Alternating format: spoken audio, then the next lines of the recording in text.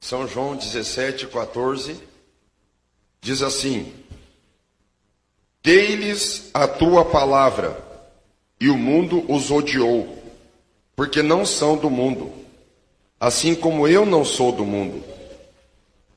Presta atenção no verso 15.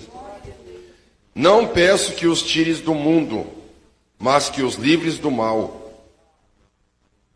Amém, meus irmãos?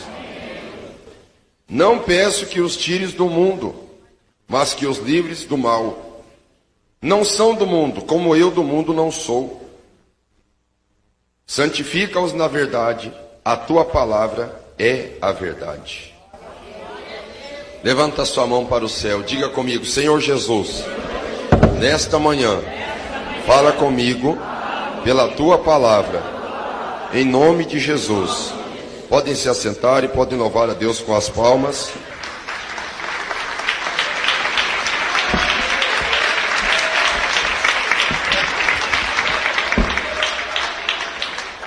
Meus queridos irmãos e irmãs, a Bíblia Sagrada nos traz uma revelação aqui.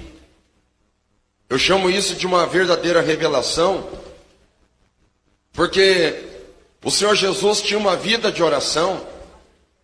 O Senhor Jesus, apesar de ser o Filho de Deus, ou ainda, o Senhor Jesus, mesmo sendo o legítimo e verdadeiro Filho de Deus, ele tinha uma vida de oração. Se quisesse encontrar Jesus, se quisesse saber aonde que Jesus estaria, era só procurá-lo no Getsemane. A Bíblia diz: e estava no Getsemane o lugar onde ele se acostumava a orar. Irmãos, se é o Filho de Deus, se é o Filho de Deus, se é o Filho de Deus, nós poderíamos imaginar que não haveria necessidade dele orar. Mas ele tinha uma vida de oração. Por que ele tinha uma vida de oração? Porque para viver nesse mundo, Jesus deixou bem claro: se quiser viver nesse mundo, se quiser existir nesse mundo, só tem uma maneira de você sobreviver a este mundo cruel. Você precisa ter uma vida de oração. Senão você não consegue viver nesse mundo. Senão você não consegue resistir aos ataques do diabo que acontecem neste mundo. Tem que ter uma vida de oração.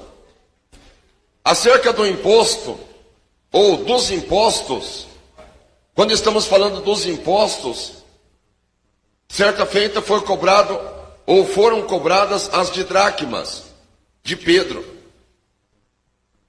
Pedro chega todo assustado até onde está o Senhor Jesus.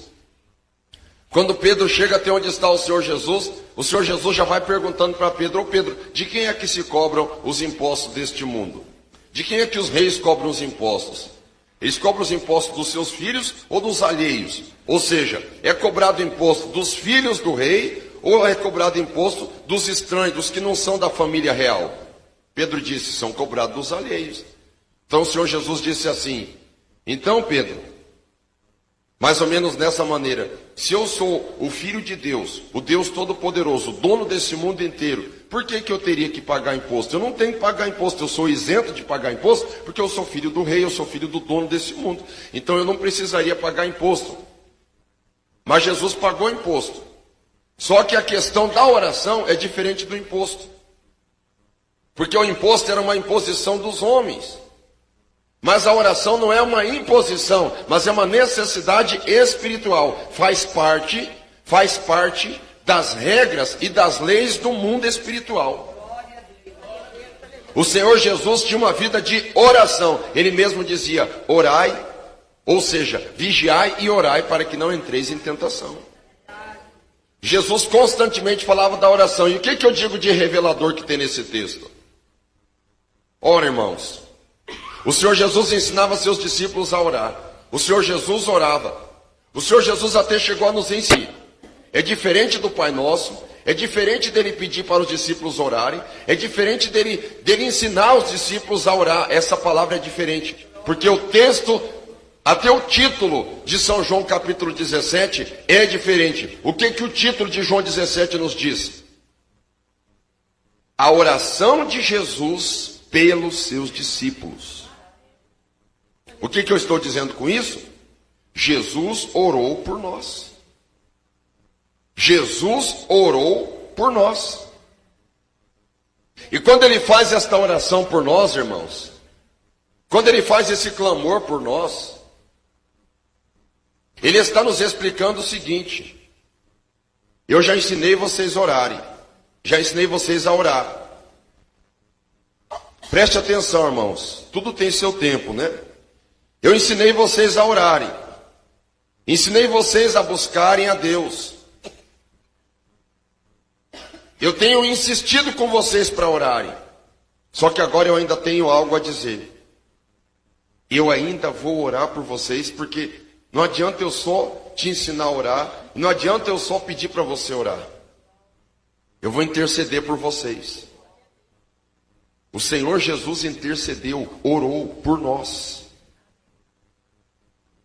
E as palavras que ele coloca nesta oração são palavras de extrema importância para nós entendermos as nossas lutas diárias, para nós entendermos os nossos problemas, entendermos por que tanta tribulação na face dessa terra.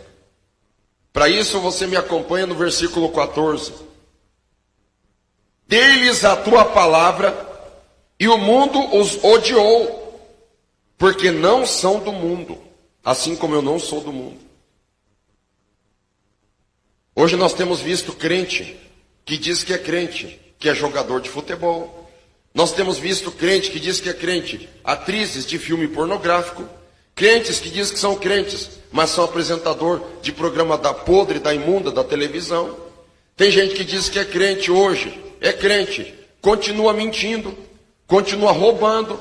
Tem gente que diz que é crente e sobrevive com o dinheiro do tráfico de drogas. Tem gente que diz que é crente e mente na política, e alguns até são indiciados na Lava Jato e são crentes. São um modelo de crente hoje. Só que o que é esse modelo de crente hoje? É um modelo de crente que o mundo e eles andam assim, ó. Andam com o mundo de uma maneira tão próxima, de uma maneira tão amigável, tão familiar, e de uma maneira assim, tão junta, que você não tem como fazer uma separação entre quem é de Deus e quem não é. São os modelos de evangelho que existem hoje. São os modelos de cristianismo que existem hoje. São as maneiras de viver no mundo hoje, flertando com o mundo, conveniado com o pecado, conveniado com o mundanismo, conveniado com as transgressões, com as iniquidades, com abominações, com concupiscências e com todo tipo de baixeza que você possa imaginar que um crente não pode viver. Nós temos observado, e a pessoa diz: não, eu sou crente. Como assim você é crente? Eu sou crente, eu vou te provar. Eu tenho carteirinha de membro, eu sou dizimista, eu dou as minhas ofertas, eu cumpro com os meus propósitos, eu dou as minhas cestas básicas, mas eu sou crente. Qual que é o problema? Você vai me discriminar agora? Você vai me julgar agora? É amigo do mundo, amigo de tudo aquilo que desagrada a Deus. Você sabe por que Jesus orou por nós? Jesus orou por nós porque Jesus diz ao Pai assim: olha, Pai, eu vou orar pela minha igreja. A minha igreja, ela é diferenciada.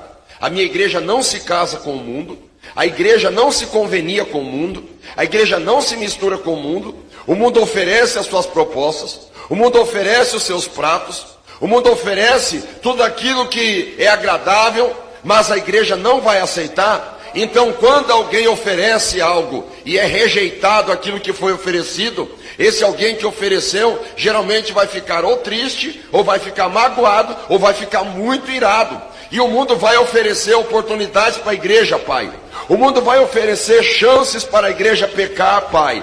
Mas a minha igreja não vai aceitar essas chances, e o mundo vai odiar a minha igreja, porque eu lhes dei a minha palavra, Pai. Eu dei a palavra para a igreja, e o mundo odiou a igreja. O mundo odiou os servos do Senhor, ó meu Pai. Mas mesmo o mundo odiando o povo, que é o povo de Deus, o povo do Senhor, que é o meu povo, mesmo eles estando nessa situação perigosa, nessa situação, sendo odiados pelo mundo, perseguidos pelo mundo, eu te peço, Senhor, não que o Senhor tire eles do mundo, mas que livre eles do mal que existe no mundo, meu Pai. Livre e proteja, porque a minha igreja é diferente, meu Pai.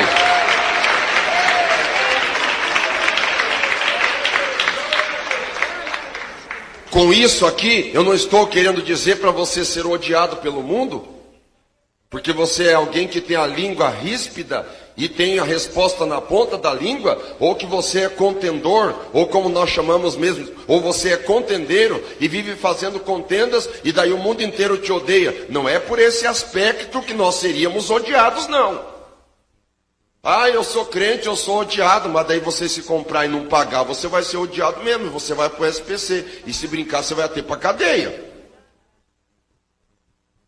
Ah, eu sou odiado por causa dos hinos que eu escuto. Chega lá na tua casa, você coloca o volume do rádio no último volume, você vai ser odiado mesmo. E tem que arrancar o teu rádio da tua mão, porque é a mesma coisa de arrancar o pirulito da mão de uma criança manhosa. Ah, eu sou odiado. Por que você é odiado? Ah, eu sou odiado por causa da minha pressa, que eu venho para a igreja buscar Deus. Claro, anda fazendo racha, passando no sinal vermelho, aí vai ser odiado mesmo. E não é por esse aspecto.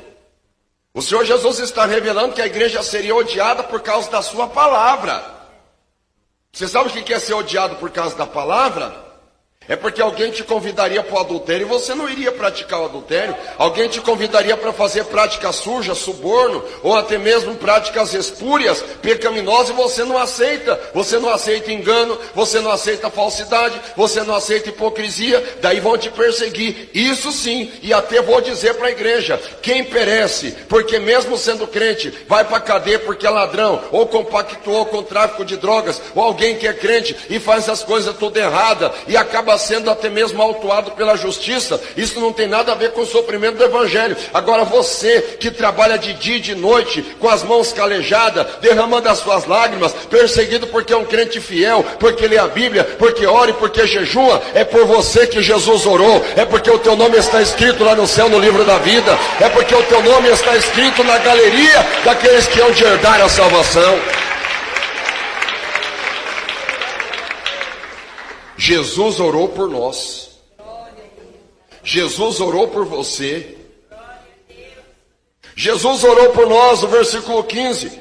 Não peço que os tires do mundo, mas que os livres do mal. Ó Senhor Jesus, esse mundo está tão complicado, está tão deturpado, os valores se inverteram de tal forma que se torna insuportável, insustentável a minha permanência. Maranata, Maranata, ora vem Senhor Jesus, ou ainda, me arranque daqui Jesus, porque eu não quero mais viver nesse mundo. Por que eu não nasci na década de 1920? Por que eu não nasci na década de 1930, 40, 50? Por que eu já não morri? Por que eu já não saí da face dessa terra? Ah, meu Deus, por que eu não vivi na época antes da Revolução Industrial? Ah, meu Deus, por que eu não vivi nos períodos dourados, nos períodos mais antigos, quando existia tanta simplicidade, até quando as pessoas católicas, mesmo as mulheres católicas, se vestiam mais de forma comportada e de forma mais honesta que muitas crentes? Por que eu não vivi naquela época? Por que eu tenho que viver nesta época de bagunça, nessa época que falta compromisso com Deus, falta compromisso com a oração, falta compromisso com a palavra, falta compromisso com a santidade, falta compromisso com a igreja, falta compromisso com tudo, falta compromisso até com a civilidade, com o civismo? Por que eu tenho que viver nesta época? Me arranca deste mundo, Jesus. Eu não quero mais. Nós vamos encontrar principalmente dois homens que pediram para Deus lhe conceder a morte. Jonas e Elias. Jonas e Elias pediram a morte. Mas se você pensa que Jonas recebeu a morte porque ele pediu, está enganado. Deus não concedeu a morte para Jonas. Deus deu um enigma para ele que ficou mais vergonhoso ainda para o caráter dele. Elias pediu a morte. Deus não lhe concedeu a morte imediatamente. Não lhe concedeu, não. Deus lançou em rosto a sua covardia. Deus lançou em rosto o seu medo de enfrentar o mundo. O mundo lá em Nínive, na época de Jonas, era hostil, era perigoso, era tenebroso, era pecaminoso, pagão, altamente depravado também. 120 almas vivendo pecado, transgressão, iniquidade, até os animais pagariam o preço. Nos tempos de Elias, Elias chegou a dizer, quando ele observa o panorama moral da região de Israel, de Jezreel, ele mesmo diz, só eu fiquei. Hoje ainda é possível encontrar pontos de luz espalhados por Curitiba e pelo mundo, porque ainda existem pessoas fiéis. No tempo de Elias ele não conseguia contemplar isso, ele chegou a dizer, só eu fiquei. Sendo perseguido por esta mulher com iniciativas despóticas, manda no marido, manda em Israel, manda em Jezreel, se brincar, manda em Jerusalém, manda no mundo inteiro, implantando a sua sensualidade governamental. Eu não aguento isso, eu vou fugir que essa mulher vai me matar. E tá tudo bem, principalmente em época da Copa do Mundo, aí você não perde um lance, né? Agora se você é crente fiel, aí é diferente. Aí as pessoas olham para você e você não está com a camisa verde e amarela, que você não é bobo nem nada, sabendo que o Brasil está em déficit, em crise, e crise moral, crise espiritual, crise existencial, crise financeira, e está lá a bobaiada tudo, Brasil, Brasil, Brasil, Brasil, e a conta bancária, ó, na miséria, o carro sem gasolina sempre na reserva, e quando tiver gasolina, a gasolina está a preço de ouro, e Brasil, Brasil, Brasil, bandeirinha do Brasil, pelo amor de Deus. E se você não estiver com essas bandeirinhas, não tiver com a sua... Tem uns que colocam até aparelho no dente, aquele aparelho ortodôntico, nas cores verde e amarelo. Até o sorriso dele é verde e amarelo, pelo amor de Jesus Cristo.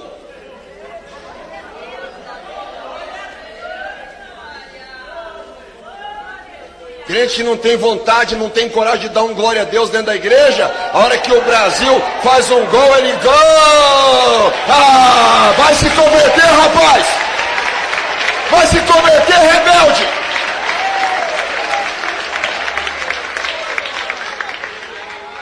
Só tem um detalhe: se você não for assim, se você não torcer por... Não é igual eu fui cortar o cabelo, rapaz, você não é brasileiro, não. Você que corta, você que faça caminho de rato no meu cabelo por causa desse maldito jogo do Brasil, pra você ver, eu não vou pagar nada.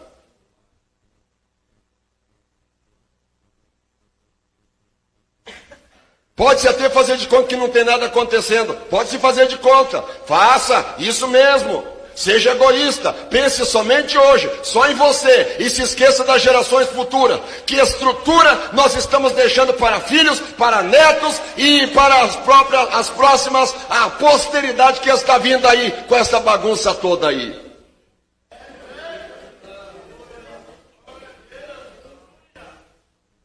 Eu sei que tem ouvinte que está me escutando até no rádio agora, e se a carapuça serviu para você, pode pegar, pode receber aí.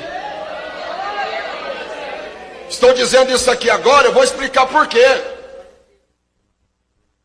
Porque se você não for desse jeito, se você não torcer para o Brasil, se você não contar piada, se você não for mentiroso, se você não cobiçar mulheres mal vestidas, vão dizer que você é um ET. Que você é um extraterrestre. E tem crente que diz, o quê? Você está me chamando de ET? Eu vou te processar. Eu não sou ET. É claro que não é. Graças a Deus, pela graça de Deus, eu sou ET. Eu sou extraterrestre. Eu vou te explicar o que significa extraterrestre. Extraterrestre significa fora da terra. Graças a Deus, eu estou neste mundo de passagem, mas eu não sou daqui, sou extraterrestre sim.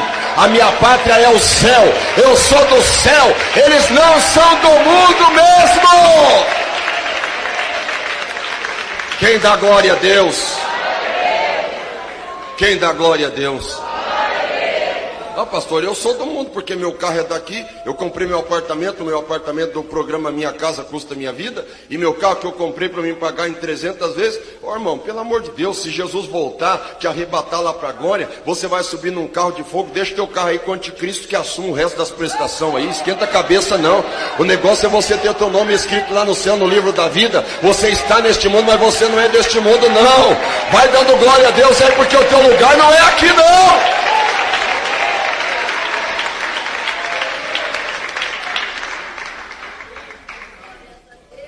Não são do mundo, como eu do mundo também não sou. Pilatos chega para Jesus, porque ele pensa que ele é o poderoso, que ele pode canetear, né? Amém, irmão? Escuta. Ele pensa, eu posso canetear, eu posso fazer, posso acontecer, eu mato e frito. Oh, o senhor não vai falar nada não, o senhor só está em silêncio aí, não vai se defender? O senhor não sabe que eu tenho poder para te condenar e tenho poder para te soltar? Jesus fala, aí rapaz, poder nenhum você teria se de cima não te fosse dado. Você quer saber mais uma? O meu reino não é desse mundo, senão os meus soldados, as minhas legiões de defesa já estariam aqui para me proteger. E o coitado do Pilatos que não sabe que só um anjo na batalha contra Senaqueribe, um só, destruiu 185 mil soldados, um anjo só. Imagine se Jesus convoca uma legião, não ia dar nem para o começo o coitado do exército do Império Romano inteiro. Tá explicado. Jesus não é desse mundo. Jesus não é desse mundo, ele não cobiçou esse mundo, ele que podia. Porque dele é o ouro, dele é a prata, Salmo 24, de Deus é a terra e a sua plenitude, e o mundo e os que nele habitam. Jesus entendia dessa maneira, eu não sou desse mundo. Porque quando você é de alguma coisa, você pertence àquilo. Quando Jesus diz, eu não sou desse mundo, ele está dizendo assim, ó, o mundo não me comprou, o mundo não pagou preço por mim, ou seja, não foi o mundo que me criou, eu não sou produto do meio, pelo contrário, eu é que criei o mundo. Eu não sou deste mundo. E você diz assim, mas eu sou desse mundo. Eu nasci da minha mãe é desse mundo. Eu sou desse mundo, sim. Você não é desse mundo. Eu vou te explicar por que você não é desse mundo.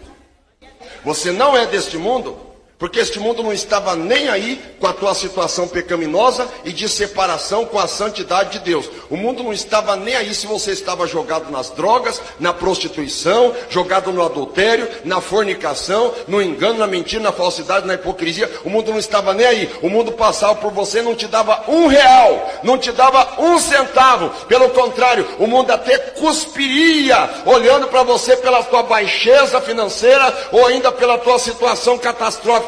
Não estava nem aí com você. E se alguém que não estava nem aí com você vem dizer que te manda, ou que você é do mundo, que você pertence ao mundo, agora eu vou contar o outro lado. O Senhor Jesus olhou você lá jogado, doente, cheio de jaga, cheio de lepra, cheio de doença, cheio de tristeza, cheio de depressão, e falou, eu me interesso por esta alma. Está doente, eu vou curar. Está morta, eu vou dar vida. Está doente, está triste, eu vou dar alegria. Eu vou derramar meu sangue por ela. Esta alma não é do mundo. Esta alma é minha! Esta alma é minha!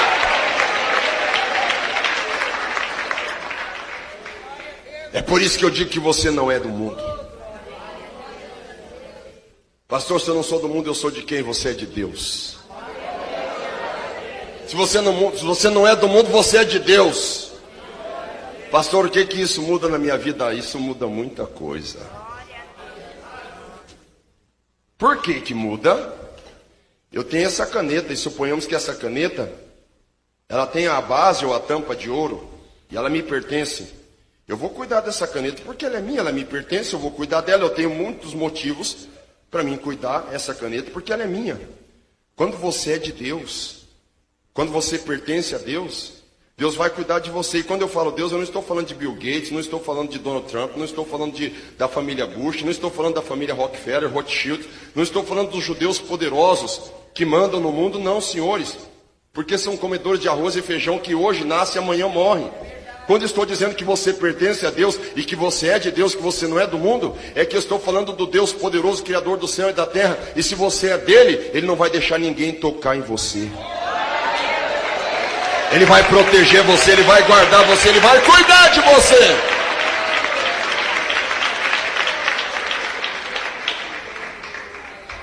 Levanta a sua mão e diga, eu não sou do mundo. Eu sou de Jesus. Quem é de Jesus aí? Fica de pé, por favor. Canal Leandro Souza, IPDA Remanescente. Inscreva-se. Curta, comente e compartilhe. Evangelize. Que Deus abençoe você e a sua família.